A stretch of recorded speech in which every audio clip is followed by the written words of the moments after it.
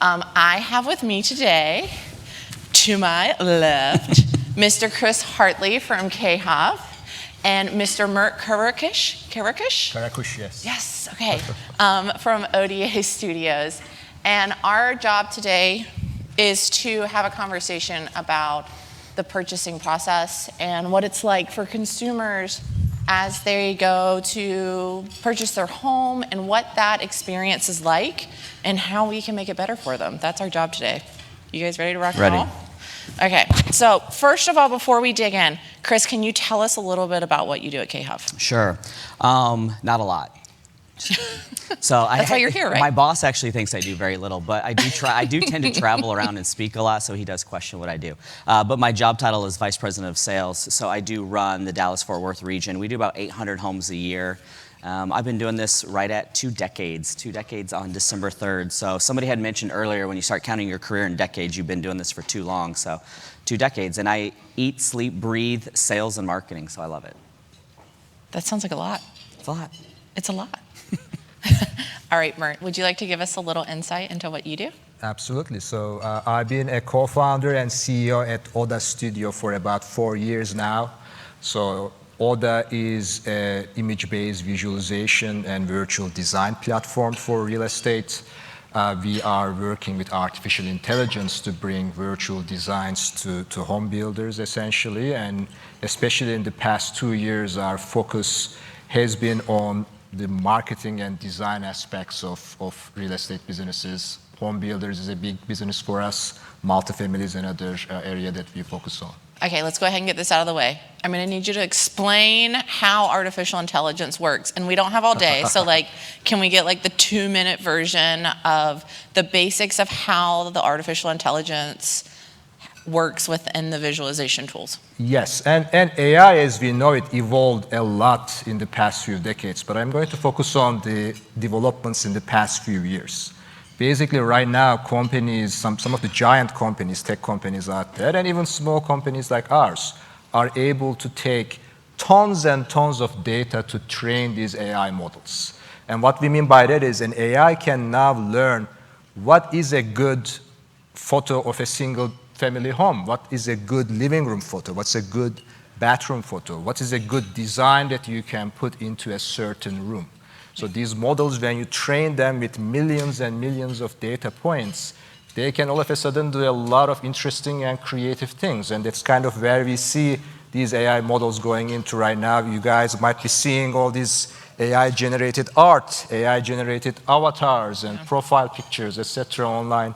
That's becoming big, and the current models work very well, especially with creative things. Fantastic. Thank you for giving us that overview. So if I had to take that and summarize it, it would be the equivalent of me taking photos and saying, good, bad, and me trying to learn that over and over again, but the machine can do it in milliseconds, right? That's correct. That's correct. And machine can also generate content. That's where it gets interesting. It's not just telling you which is good, but it can then generate content. So then instead of me having to draw it or me having to design it, it provides inspiration and it can show you the potentials, potentially even give you the details of it. Absolutely. Way faster than the decades it would take for me to absorb all that content and create. Yep, and another part of it is also the personalization aspect. I mean, we are all interacting with it in our daily lives, actually. If you go to Amazon and if you select a particular profile, Amazon has your transaction history, right? And it knows that if you are looking at one product, it can recommend you other products. Yeah.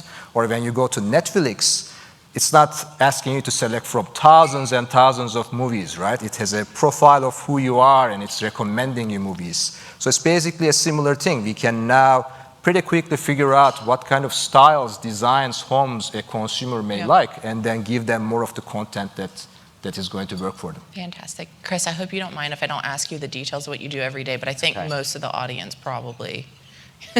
What I do want to ask you though, Chris, is your multiple decades in sales and marketing, what do you feel like is shifting right now in the mindset of how you talk to the consumer, and what is it that the consumer expects through personalization when it comes to their shopping experience? And let's just start at the beginning of the process. Yeah, so I would say the first thing is just recognizing the fact that the way we used to do things is not the way we should ever do them again.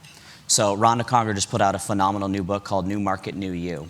And with that, we need to look at the fact that if we go back to the way that we did things before, we are going to suffer miserably. And unfortunately, I believe what's happening to a lot of sales teams today is they were reverting back to bad habits, which is why sales are down across the board about 40–50%. If we look at a consumer and we recognize how we personally shop, it's really no different than how our consumers shop. So I challenge executive teams across the country and I say this, if you sit your entire executive team in a conference room and you say, if you were to buy a home today, what are the minimal things that you expect? What do you expect in regards to follow-up? What do you expect in regards to talking to a salesperson, warranty, construction, your meetings? And you start putting those on the board, and then you ask the question, how many of those are we actually doing as an organization? Yeah. I think you'd be blown away by how few of those we actually do. And it's because we are stuck in an environment where we were used to doing something for so long, but what we actually think and believe is different from what we used to do. So there is a huge disconnect from how consumers, for most companies, interact to what they actually do. There's a saying that I absolutely love, and I was with a small private builder for a long period of time. Started it up from scratch 2012, and we sold it to TriPoint Homes in December of 2018. And when we were a small private builder, when I say small private, we got up to 450 homes in Dallas-Fort Worth, but in Dallas-Fort Worth, 450 is not a lot. But we used to have a statement that said we need to out-national the local and out-local the national. One of the things that I love about this particular summit is that, yes, there are some national home builders here, but the majority of builders are small to medium sized. There is such an advantage to being small to medium sized over somebody like K. Hovnanian, which literally it's like steering the Titanic, or a Pulte or a Toll Brothers or anything like that. There's so much challenges that go along with shifting 5,000, 6,000, 10,000 homes a year, where if you're doing 100, 200, 400, you can really move and maneuver better. So I challenge you to out-national the local, out-local the national, which if you really think about what that means, you have such a huge advantage to do things different and to really capture more of the market share than what people have today. Yeah. So it's Rhonda Conger, New Market, New You. New Market, New You. That's a really good title. Right, she's a genius. Oh, is she? I think I need so. to meet her. I'm gonna Google her after this. You mentioned what are the things that you would expect. So do you personally have some things that you would expect Well, as a home for buyer? one, it's interesting because I'm a vice president of sales and I hate salespeople. So, and I think for the most Those make part, the best salespeople. right? Most Yeah. people probably don't like to be sold anything, but we like to be educated and guided into a decision. You know, I'm one of those people that I love technology, and way before COVID ever occurred, I was doing unassisted entry. I was doing Atlas RTX text message-based applications for follow-up. You know, we do everything. I live in a divorced household, and so I have my girls. I got to flip-flop my girls this week, and so I was like, okay, I have my girls when I get home Thursday, Friday. I have a 4-year-old and a 7-year-old. They're very active. And so when I got the text message, hey, we can flip days this week, you can have the girls, I was like, this is great. And I immediately thought, well, what am I going to do with them? I went on Amazon, looked up ornament making kits because we're going to put up the tree, and then that's how we think, that's how we shop, right? It's just immediate. But when we shop for a home, why are we not giving the same ability to our consumers? Why are we not allowing them to do online shopping or design center selections or truly build out a home all the way up to the fact of completing it? And very few companies are actually doing it. That's what I would want. I shop and I do everything through my phone. I don't even know the last time. Well, I went to Nordstrom's here the other day. That was the last time I was probably physically in a store in probably 2 years. Well, to shop for myself. Yeah, I was the same. I was walking around. I was like, oh, I'll just pop in here real quick. But that's not how I typically, that's not the default setting, right? And I love the conversation around tech. I think this conference does a really good job of bringing in some of the people that are forward thinking and talking about how they can integrate. Mert, you're one of them. Like, you weren't on my radar before this. And you remember when we first met and I was like, this is amazing. Like, this is so cool. Like, why is everybody not doing this? And you know, I've met so many great people since we've been here. I think I had a really good conversation with mine. And they're like, consumers can buy things online. Like, there's so many good tech solutions. You can shop from when you're in the store, like just like you would in a model home, and have it delivered to your house. Like, there's so many wonderful tech solutions here. So think about the ones that are gonna matter to your consumer and where you can start to fill in the gaps and find those partnerships And everybody that I've talked to here in the past 3 days are so eager to try to help you. You know, like, and that's what I think you were sort of alluding to, like working with some of the medium-sized builders, the smaller builders, getting involved with them can help us come along as an entire industry, not just as like one individual builder, but like really partnering with some of the companies that are here and taking it to the next level. We're in the placemaking business, right? So what I loved about yours, and when I saw the presentation yesterday, I sent a text message to my chief marketing officer, and I was like, oh my gosh, like we have so many inventory homes now. All of us inadvertently have inventory homes due to cancellations that are beautiful, but they're empty. Yeah. Right? And so you're taking and you're allowing you to visualize how you would live in that home. I did the same thing with Bennett. I thought mine was fantastic. Yeah. You know, how many times do we get, as a salesperson or somebody who trains salespeople, I'm just looking for furniture or whatever it is. Well, how awesome of an idea would it be to walk them through and say, hey, we got something really cool that most other builders don't have. You can actually shop our furniture. Yeah. And then you get, what is like a 7.5% return on it. I mean, it's insane. Yeah. So speaking of partnerships, so Mark, can you tell us a little bit how you partner with builders, what that process looks like, how you can help amplify their shopping experience and personalize it for the consumer? Yeah. So our partnerships generally start around our flagship product, which is our virtual staging solution. So as Chris mentioned, now a lot of home builders have inventory homes. You are selling those inventory homes along with the used homes in the market. Used homes are being sold with 25, 30 photos. They are all physically staged. They are presented beautifully. Now, your homes come empty, right? And probably they come with 2, 3 photos. You don't have the same number of photos. So we streamlined the entire process to help you generate images, and then we virtually stage them so they look like they are actually, physically staged, or you can virtually stage them for different lifestyles, so you have the ability to even customize according to your audience. So all of that is our starting point in general. Yeah.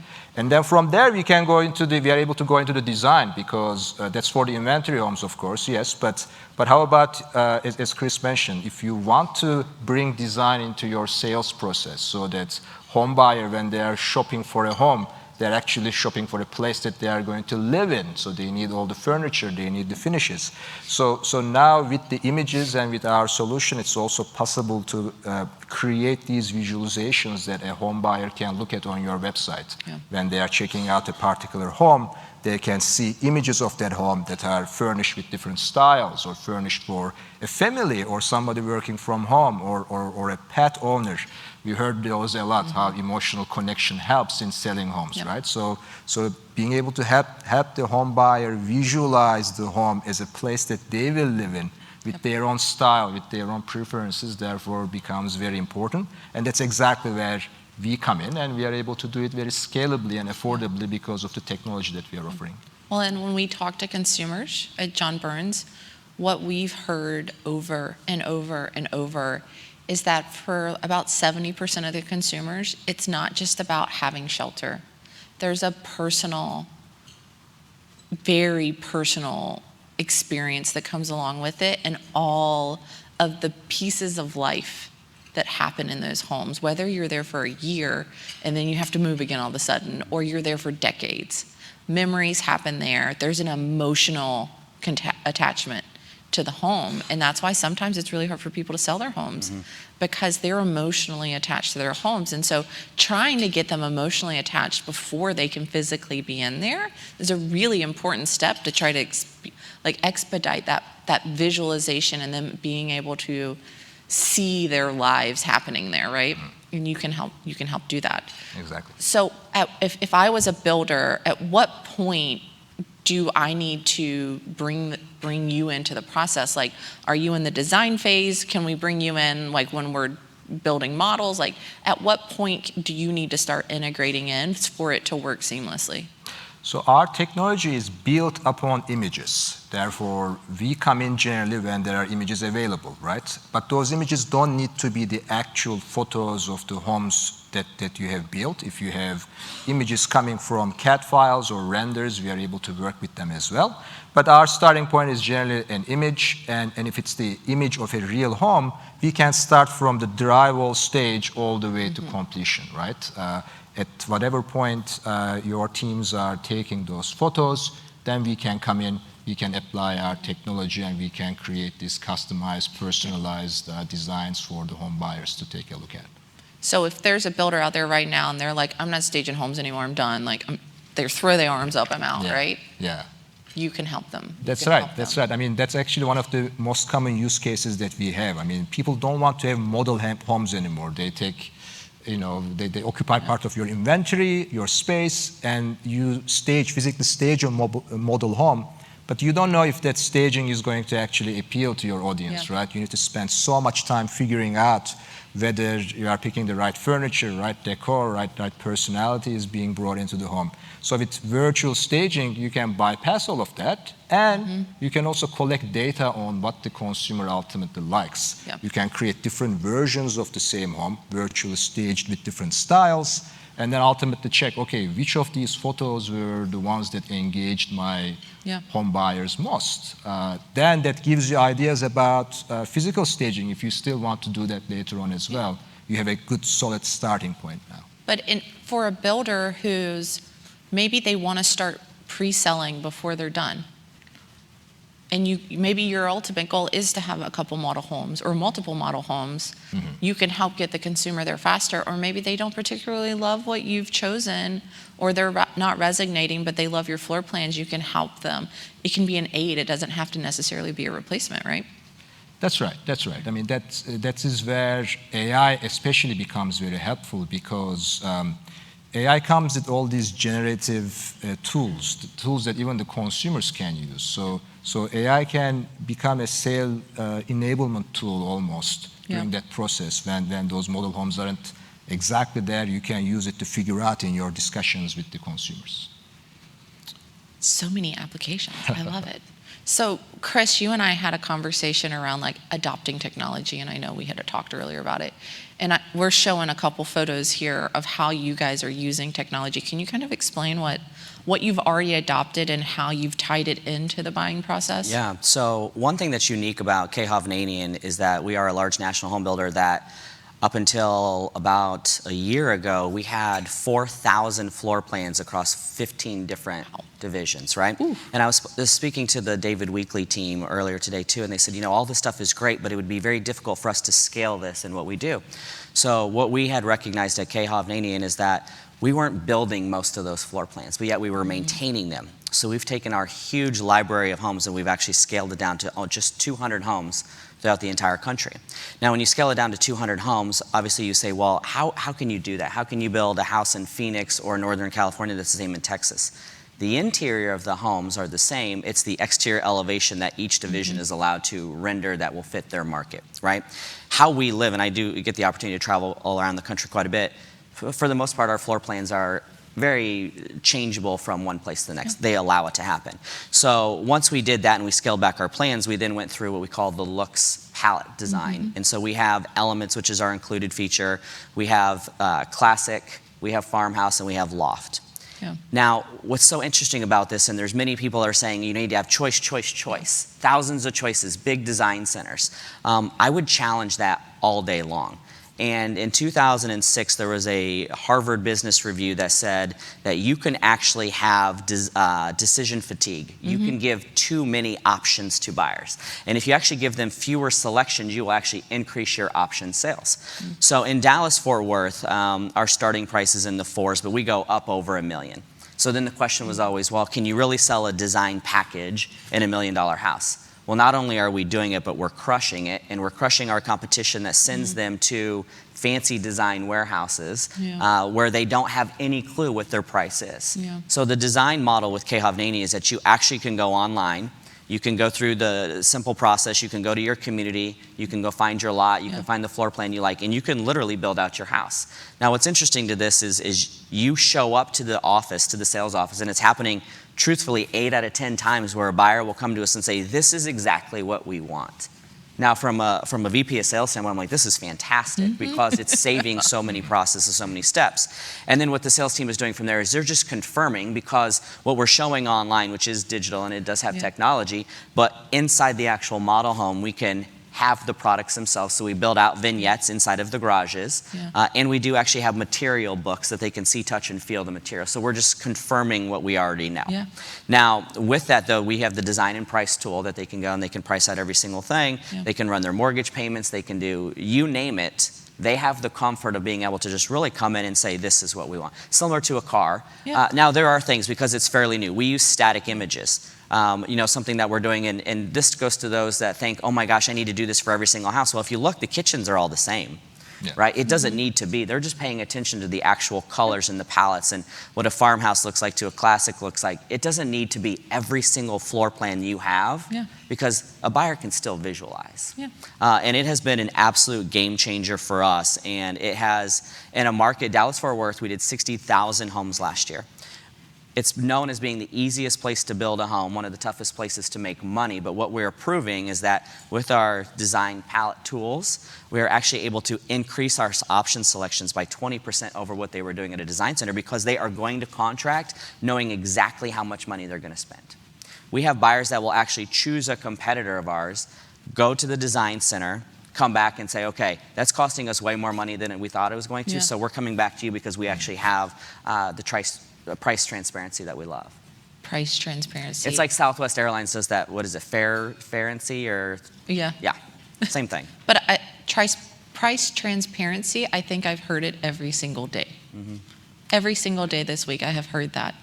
And it's not only helping streamline the consumer's thought process, lowering their anxiety, it's also helping you.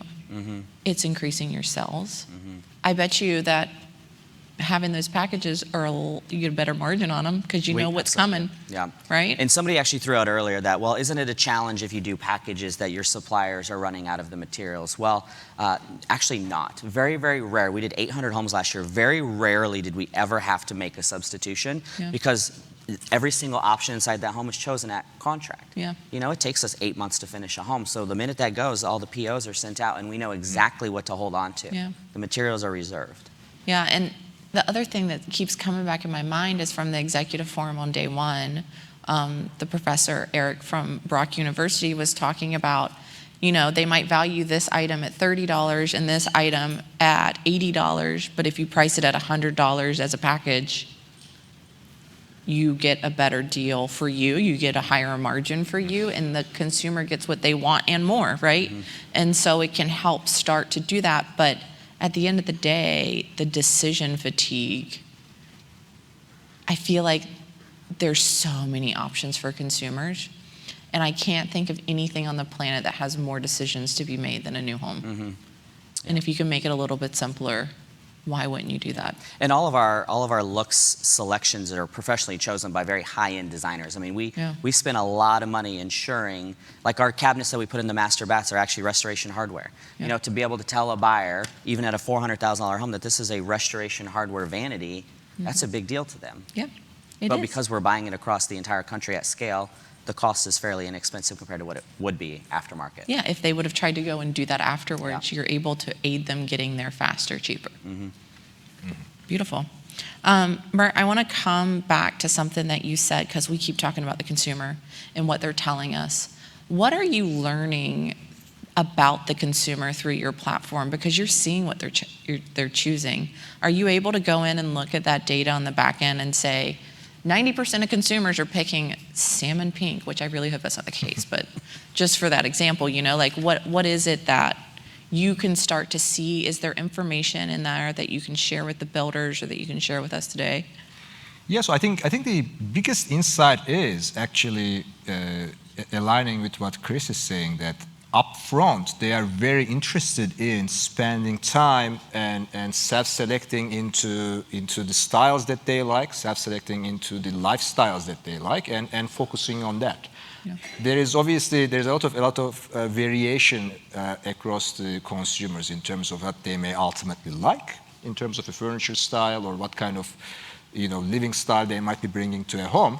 But they appreciate the fact that there are some curated design packages that are available to them, as opposed to, as Chris said, looking at like thousands and thousands of options and going through toggles and trying to see what ultimately may work for them. I mean, building something piece by piece might be easy for a lot of the designers that we have in the room. But for somebody who's a consumer who doesn't have an interior design background, right? They don't necessarily know what works well, what combination is going to work well. So being able to offer those packages, those personalities that they can subscribe to, they can self-select, becomes a huge part of their home buying process. And it's also the first steps of creating that emotional connection that we talked about too, because they are now not just picking any home in a community, they are picking a very particular home that is designed for them from the get-go.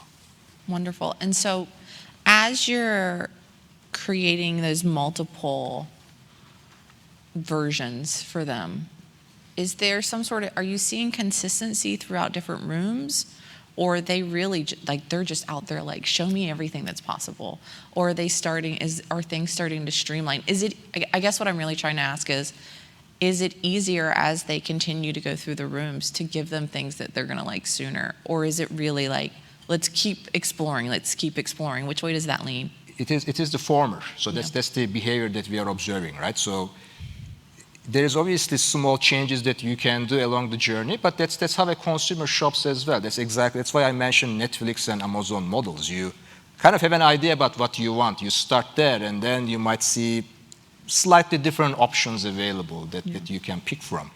But kind of optimizing around the consumer's journey of, okay, out of the 4 big things, this is the one that I like, and then going in there and then kind of exploring options within that specific bundle is the behavior that we are observing, and we are building our products to be able to support that kind of consumer use case too. Beautiful.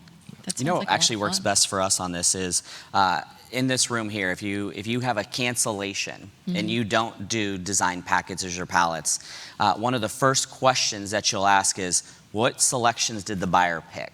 Yeah. How awful are they, and how much are we going to have to discount to apologize for their bad design taste?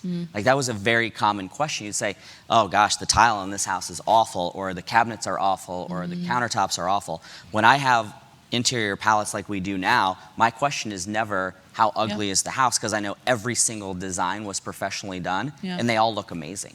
So it's no longer a discount game. It's let's get it out onto the market and get it priced right to sell.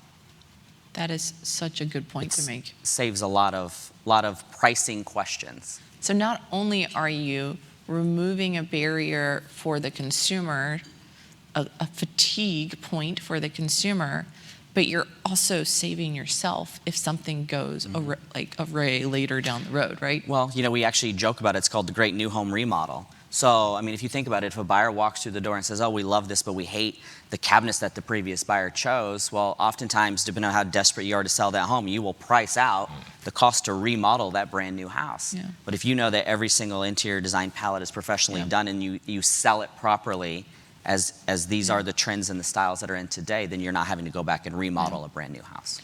Great point, Chris. Very good point. So I want to look into the future a little bit. We've got about 10 minutes left, so if anybody has questions, get them ready, because I'm coming out to you guys here in a minute. But I want to take a second, and I'm coming back to you first, Chris. If you were to predict, or if you're sort of looking forward into the future, I don't want to go any further than like 5 years, because that's hard to grasp. So like 3 years, 4 years, 5 years out, where would you say the consumer expectations are going to be? Yeah, I love this question because ECI Lasso and Lavi and all those, this company asked me that same question this morning. What do you see in 5 years? And I said, everything that we're talking about today that seems so far out of reach for most, or too much work, or yes, it's cool, but can I really do it, is going to be the norm. Yep. And I said, in the 70s, having a microwave put inside your house was not normal. But could you imagine selling a brand new home today without a microwave? You could not, right? In 5 years, we're going to look back and say, this is the way that we do things. Like, we may look back and say, we could never imagine a finished inventory home with pictures that wasn't staged. Yeah. Like, that should be the new norm. We couldn't imagine not having an online design center, because that should be the way that it works. Unfortunately, we just take a really long time to do things. COVID, one positive thing about it is that it did force technology for most builders. The question is going to be how much of that technology gets pulled back because budget cuts or whatever it may be. Fortunately for all of us is that the technology is a lot more affordable today than what it ever was. But you're going to see this is going to be the norm. Virtual design centers are going to be the norm. Actually, the whole buy online thing I think is still, you can move a car from place to place. If I'm buying a house, I want to know who's my next door neighbor because I want to know if they have an annoying dog.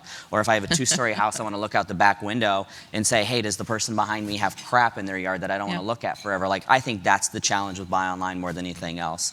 But everything else is what we see today as a wish is going to be the norm. Or the ones that we feel like are really far-fetched, like there's one person who's doing it and it's like, oh my gosh, can you believe they're trying that? Like everybody's going to be doing it. Everybody.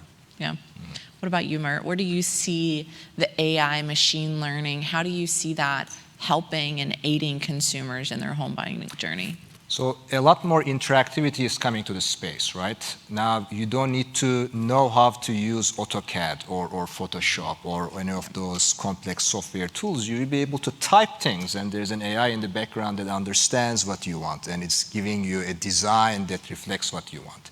None of that is going to replace interior designers. Ultimately, there still needs to be a professional that is taking a final look at things and finalizing the process. But consumers will be able to and will want to do a lot of these things on their own. Will want to be part of that decision-making process, that design process, because design will get easier to them and they will be able to do it in so many other places when they are shopping for clothing or elsewhere, right? So they will look for the same experience with the home buying experience too.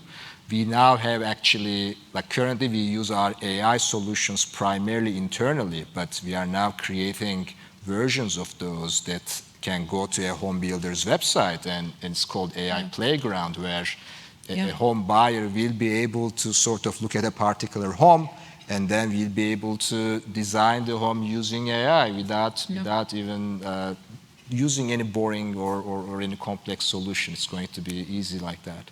So I definitely expect to see a lot more of that in the upcoming years. I love that you call it the AI playground.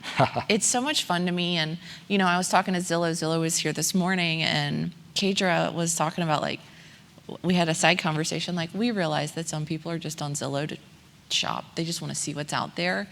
But through that, they're becoming so educated. And the consumer's becoming more educated about their neighborhood, about what they can truly afford, about what's happening with, they're so much more educated because they're just laying in bed scrolling through Zillow, right? The same thing, it's a playground, right? What can AI teach me?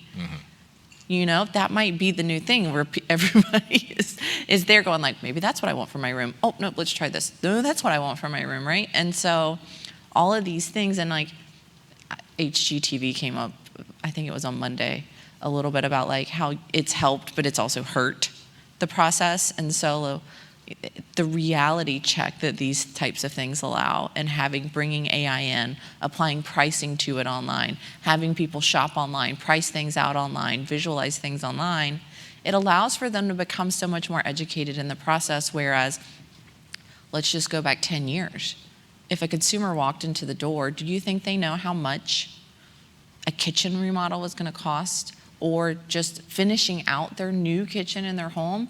Their ability to have a greater understanding about not only what it's going to cost, but what they want is come so much further, so much faster. And this comes with everything, but the technology adoption curve, we see it, and we're going faster and faster and faster and faster. Well, I guess for everybody else, we're going faster and faster and faster and faster and faster, right? Yeah. It's exponentially growing the ability for us to adopt these things. Yep. Access to technology is becoming easier and easier. Interacting with complex solutions is becoming easier and easier. The interface is going to be definitely streamlined with AI. Yeah, and it really comes down to removing the barriers of buying what consumers see. So, I used to teach a real estate class in Texas to thousands of real estate agents about buying new.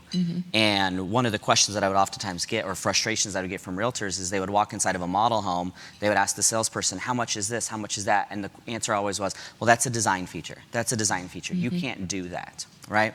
So at Kehavnanian, what we did, and you talked about how HGTV can be good or bad, sometimes bad, we used to joke about it was bad because it would give consumers an idea of something a builder couldn't do. Yeah. So if you look through, and eventually you see a slide that'll show you, with our farmhouse collection, we have wood designed walls. You know, we're being able to do the shiplap. We're being able to do focal point walls on headboards. We're doing fancy fireplaces up. We're doing woodwork on the ceilings. And so our model homes, there is nothing you see that you cannot own. Yeah. Same thing with mine. You know, everybody walks in and says, man, I would love to own the furniture to this. But if you think of it, if you ask a true interior designer where they get their furniture, it's not most of the places generally the public can shop, Exactly. right? So he put up a picture yesterday. One was a $30,000 master bedroom, one was an 11, and could you tell the difference? And one was, then he comes back and he says, one's restoration hardware, and I don't even know where the other one was. It doesn't really matter, because people, for the most part, care less. But one was affordable, and one, for the most part, was not. Yeah. But if you have that, and you can come in and you can scan a QR code, and you can shop the model you see, and then you can get ideas, you are now placemaking that consumer in that home. And the more you're doing that, the more they hate their current home. The more they hate their current home, the more they want to move to your home. So if you're just eliminating the barriers to purchase, then that's the key. But all of that comes down to, and I truly believe this too, is the salespeople have to learn how to sell and have to know how to sell what they have. And unfortunately, COVID was the worst thing that ever happened to a salesperson, because they forgot how to sell for the most part. And we need to re-educate them on how to sell. But again, you're a salesperson that hates salespeople. Nobody wants to be sold. Right? You have to inspire. You have to assist. You have to help them visualize what their life could be, right? I was watching, I don't watch TV very often, but I was watching it in the hotel the other night.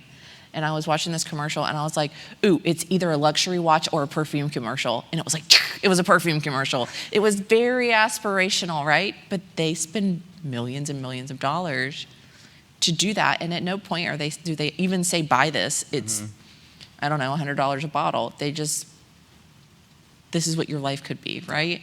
And so thinking about those types of conversations, using education, using inspiration in order to get the consumer to move a little bit further. And creating this inspiration, as Chris was explaining, it is not that challenging. These are still images that they have on their website. Somebody can pull up their mobile phone and check this out on their phone. They don't need to have super strong internet connection, or they don't need to be at their desktop, right? It's so easy to consume all of this inspirational content and create it too with solutions like ours too, right?